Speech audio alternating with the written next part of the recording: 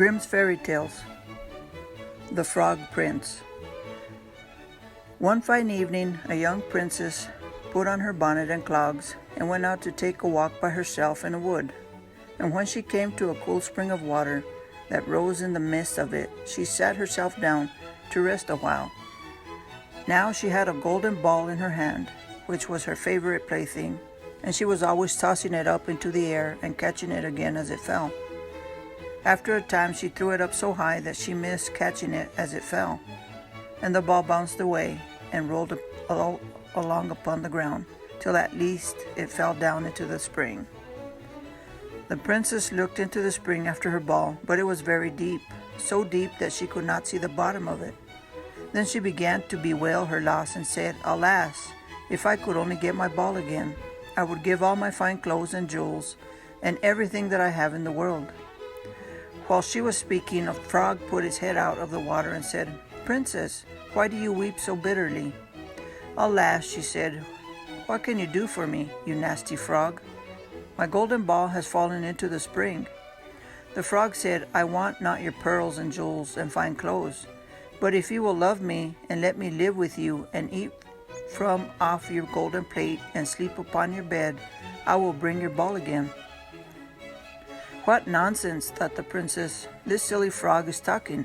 He can never even get out of the spring to visit me, though he may be able to get my ball for me, and therefore I will tell him he shall have what he asks." So she said to the frog, "Well, if you will bring me my ball, I will do what you ask." Then the frog put his head down and dived deep under the water, and after a little while he came up again, with the ball in his mouth, and threw it on the edge of the spring. As soon as the young princess saw her ball, she ran to it and picked it up, and she was so overjoyed to have it in her hands again that she never thought of the frog, but ran home with it as fast as she could. The frog called after her, "Stay, princess, and take me with you as you said."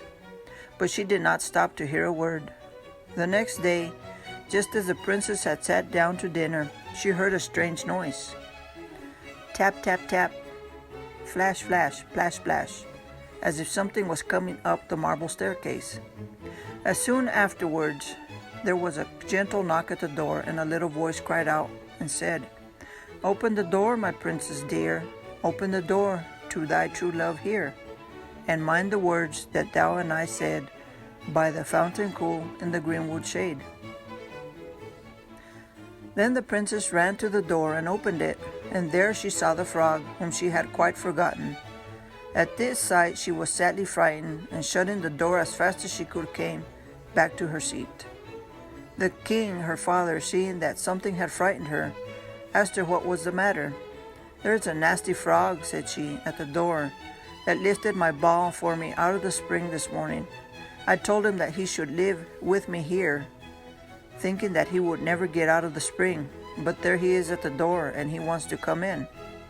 While she was speaking, the frog knocked again at the door and said, "Open the door, my princess dear, open the door to thy true love here, and mind the words that thou and I said by the fountain cool in the greenwood shade." Then the king said to the young princess, "As you have given your word, you must keep it, so go and let him in."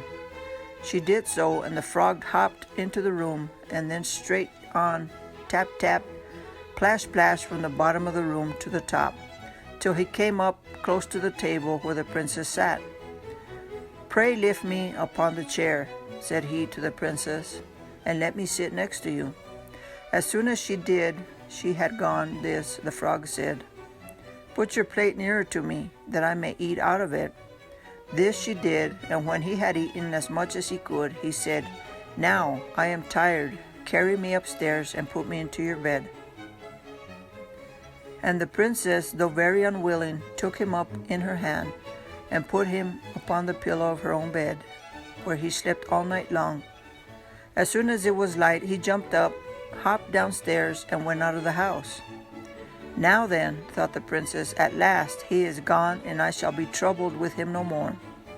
But she was mistaken, for when night came again, she heard the same tapping at the door, and the frog came once more, and said, "Open the door, my princess dear, open the door to thy true love here." and mind the words that thou and I said by the fountain cool in the greenwood shade. And when the princess opened the door, the frog came in and slept upon her pillow as before till the morning broke. And the third night he did the same. But when the princess awoke on the following morning, she was astonished to see, instead of the frog, a handsome prince gazing on her with the most beautiful eyes she had ever seen, and standing at the head of her bed. He told her that he had been enchanted by a spiteful fairy who had changed him into a frog, and that he had been fated so to abide till some princess should take him out of the spring and let him eat from her plate and sleep upon her bed for 3 nights. You, said the prince, have broken his cruel charm, and now I have nothing to wish for but that you should go with me into my father's kingdom, where I will marry you and love you as long as you live.